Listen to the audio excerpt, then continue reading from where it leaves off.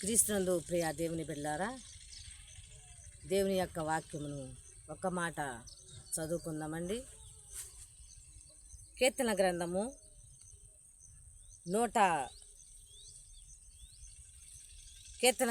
84వ కీర్తన చివరి వచనాలు చదువుకుందాం. 11వ వచనము చదువుకుందాం.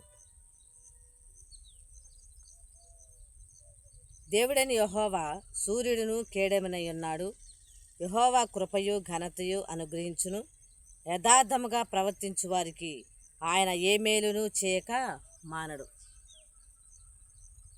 క్రీస్తునందు ప్రియ దేవుని బిడ్డలారా, ఈ లోకము నటనాలయం. ఈ లోకములో చూసినట్లయితే ఆనాడు యెషయా ప్రవక్తే చెప్పి ఉన్నాడు, ఈ భూమి మీద గచ్చ పొదలు మరియు ఇలాగా మరి ముళ్ళ పొదలు ఉన్నాయని చెబుతూ ఉన్నాడు. అలాంటి వారు మరి లోకములో కూడా మనతోటి కూడా ఉంటారని వాక్యం చెబుతా ఉన్నది. ప్రియ దేవుని బిడ్డలారా, మరి ఈ లోకములో ఉన్నటువంటి మనము ఎవరిని ఆశ్రయించాలి? ఆ యొక్క ముండ పొదలు మరి తుప్ప పొదలు ఇవన్నీ కూడా మరి మన జీవితంలో ఒక్కొక్కసారి ఎదురైతామటండి. అవి దాటుకోలేక వాటిలోనే పడిపోయి జీవితాలని కోల్పోతా ఉన్నాం. ప్రియ దేవుని బిడ్డలారా, దేవుడు మాట్లాడుతూ ఉన్నాడు. ఈ యొక్క 84వ కీర్తనలో ఆయన చెబుతా ఉన్నాడు, యెహోవా దేవుడైన యెహోవా సూర్యుడును కేడెమునై ఉన్నాడు. ఈనాడు సూర్యుడు లేకపోతే ఏ జంతువు బ్రతకలేదండి, ఏ మనిషి కూడా బ్రతకలేరు. మరియు ఏ యొక్క చెట్టులు కూడా మరి పెరగవు. అయితే మరి మనిషికి ఎందుకండి అంత ధీమా? సూర్యుడు లేకపోతే మనం బ్రతకలేమని అందరికీ తెలుసు. సూర్యుడు లేకపోతే పూలు కూడా పుష్పించవరని తెలియదా మీకు? సూర్యుడు లేకపోతే, సూర్య రశ్మి లేకపోతే చెట్లు కూడా పెరగవని నీకు తెలియదా? ఆయన ఆ యొక్క భక్తులు చెప్తా ఉన్నారు. ఏమని చెబుతున్నారంటే, దేవుడని యెహోవా సూర్యుడును కేడెమునై ఉన్నాడు, అనగా మనకు కేడెముగా ఉన్నాడు. ఆయన ఉంటే మనకి సమస్తము సాధ్యము. ఆయన మరి చేసినటువంటి ఆ యొక్క మరి నక్షత్రము జ్యోతులు పగలని ఏళ్ళటకు ఈ యొక్క సూర్యుని దేవుడు నిర్మించున్నాడు. అయితే అంతకంటే సూర్యకాంతిని పోలినటువంటి యేసయ్య కేడముగా ఉన్నాడని మనతోటి మాట్లాడుతున్నాడు. ఇంకా చూసినట్లయితే యెహోవా కృపయు ఘనతయు అనుగ్రహించును. ఆయన కృప అత్యధికంగా మన మీద కుమ్మరిస్తాడని వాక్యం చెబుతా ఉంది. ప్రియా దేవుని బిడ్డలారా, ఆయన కృపను పొందుకునే వారులుగా మీరు ఉంటున్నారా?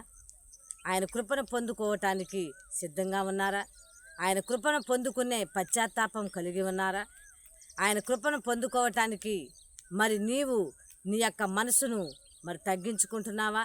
నీ యొక్క జీవితంలో ఉన్నటువంటి నీలో ఉన్నటువంటి మరి అసూయ, కక్షలు మరియు మరి అహము, గర్వము మరి వీటన్నిటిని విడిచిపెడతావా నువ్వు? ఆయన యొక్క కృప ఘనత నీకు ఇవ్వటానికి సిద్ధంగా ఉన్నాడు. మరి నీవు ఆయన కొరకు జీవించటానికి, ఆయనే నీ యొక్క సర్వస్వమునని అనుకోవటానికి సిద్ధంగా ఉన్నావు నువ్వు? ఆయన చెబుతూ ఉన్నాడు, భక్తులు చెబుతున్నాడు, యథార్థంగా ప్రవర్తించే వారికి ఆయన ఏ మేలును చేయక మానడు. ప్రియా దేవుని బిడ్డలారా, నువ్వు మనుషులు నమ్ముతున్నావు, మనుషులు చూసేటట్టుగా మరి నువ్వు పనులు చేస్తావన్నావేమో మంచి పనులు, కానీ దేవుడు చూసేటట్టుగా మీరు మంచి పనులు చేయండి, దేవుడు మేలు చేస్తాడు నీకు. ప్రియా దేవుని బిడ్డలారా, ఈనాడు మేలు చేసేవాడు ఒక్కళ్ళు కూడా లేరండి. అందుకనే యేసయ్య మాటలు అంతం వరకు కూడా మనతోటి ఉండి మన ధైర్యపరుస్తూ, మనల్ని బలపరుస్తూ, మనలో మరి శక్తి నింపుతూ, మనం బలహీనమైనప్పుడు బలము ఇచ్చుచు, మరి ఆయన మరి మనకు ఉన్నాడనే ధైర్యంతో మరి నడిపిస్తున్నటువంటి ఆ యొక్క దేవదేవుని మనము వేడుకున్నాము. ఎందుకనగా ఆయన యథార్థంగా జీవించే వాళ్ళకి ఏ మేలు చేయకుండా ఉండడంట. ప్రియా దేవుని బిడ్డలారా, మరి నువ్వు మేలు చేయటానికి, మంచి చేయటానికి సిద్ధంగా ఉన్నావా? లేకుంటే మంచి చేసే అంత అవకాశం వచ్చినా కూడా మరి త్రోవ తప్పుతున్నావా?